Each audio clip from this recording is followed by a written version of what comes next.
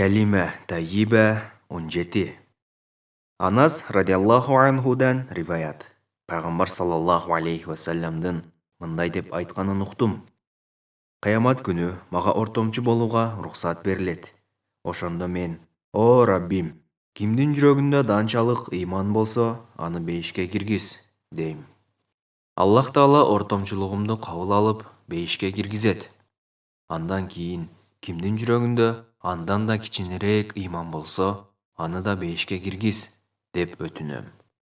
Анас радиаллаху анхудан риваят. Пайғамбар саллаллаху алейхи вассаламдың мындай деп айтқанын ұқтым. Қиямат күні маға ортомчу болуға рұқсат берілет. Ошондо мен, о Раббим, кимдин жүрөгүндө данчалык иман болсо, аны бейишке киргиз, дейм.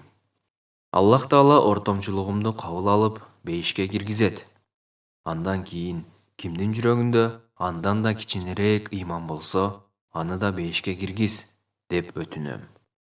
Анас радиаллаху анхудан риваят. Пайғамбар саллаллаху алейхи вассаламдың мындай деп айтқанын ұқтым.